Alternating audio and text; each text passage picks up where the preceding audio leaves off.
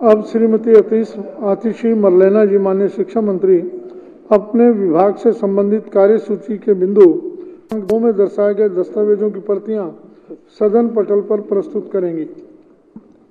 अध्यक्ष महोदय, मैं आपकी अनुमति से कार्यसूची के बिंदु क्रमांक 2 में दर्शाए गए दस्तावेजों की प्रतियां सदन पटल पर प्रस्तुत करती हूं।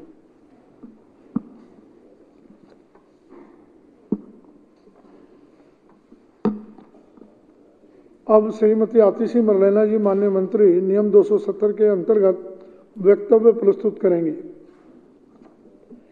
माननीय अध्यक्ष महोदय, बहुत बहुत धन्यवाद कि आपने रूल 270 के तहत मुझे अपने विभाग पावर डिपार्टमेंट का एक बहुत ही गंभीर मुद्दा हाउस के सामने रखने का मौका दिया है। मैं जो सारे हमारे सदस्य यहाँ पे मौजूद हैं उनको इस बारे में अवगत कराना चाहती हूँ कि दिल्ली सरकार के कई अफसरों द्वारा, जिसमें दिल्ली सरकार के मुख्य सचिव चीफ सेक्रेटरी साहब नरेश कुमार जी और दिल्ली सरकार के पावर सेक्रेटरी द्वारा ऐसा लग रहा है कि एक बहुत बड़ा षड्यंत्र रचा जा रहा है। एक ऐसा षड्यंत्र रचा जा रहा है जो दिल्ली वालों को फ्री बिजली जो अरविंद केजरीवाल जी की सरकार देती है उसको रोकने का प्रयास किया जा रहा है। बिजली कंपनियों से सांठ-गांठ करी जा रही है और इस सांठ-गांठ को एलजी साहब शह दे रहे हैं। मैं सबका ध्यान अध्यक्ष महोदय इस बात पे दिलाना चाहूंगी कि 10 मार्च को मीडिया के माध्यम से मुझे पता चला कि एलजी साहब ने एक फाइल भेजी है जो दिल्ली में लोगों को 2200 यूनिट तक बिजली मुफ्त मिलती है, उससे रिलेटेड एक फाइल एलजी साहब ने भेजी है जो दिल्ली के कैबिनेट के सामने प्रस्तुत होनी थी।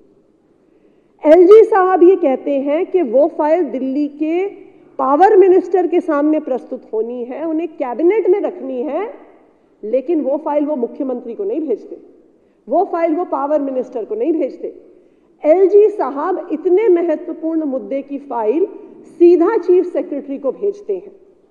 हमें इसका पता मीडिया के माध्यम से लगता है और उसके बाद अध्यक्ष महोदय अफसरों का षड्यंत्र शुरू होता है। मैं पावर सेक्रेटरी से, चीफ सेक्रेटरी से बार बार पूछती हूं कि हमें मीडिया के माध्यम से इस फाइल के बारे में पता चला है, वो फाइल कहां है? वो फाइल पावर मिनिस्टर को पुटअप क्यों नहीं हो रही है? अगर पूरी दिल्ली के लोगों से जुड़ा हुआ इतना गंभीर मुद्दा कि 200 यूनिट बिजली जो केजरीवाल सरकार फ्री देती है उससे जुड़ा हुआ मुद्दा है, तो वो तो जल्द से जल्द पावर मिनिस्टर को पुटअप होनी चाहिए। 10 मार्च को ये फाइल एलजी साहब द्वारा चीफ सेक्रेटरी को भेजी गई और माननीय अध्यक्ष महोदय आज 24 मार्च हो गई है, 14 दिन बीत गए हैं, लेकिन अभी भी वो फाइल जो पावर मिनिस्टर को मुझे पुटअप नहीं हुई। कहीं से बड़ी मुश्किल से किसी के माध्यम से उसकी एक फोटोकॉपी मैंने कहीं से किसी अफसर से मांग कर ली, जिसने भी मुझे हाथ जोड़कर कहा कि मैडम मैं आपको ये फोटोकॉपी दे रहा हूं, लेकिन आप मेरा नाम मत लीजिएगा वरना चीफ सेक्रेटरी और पावर सेक्रेटरी मेरे ऊपर एक्शन ले लेंगे।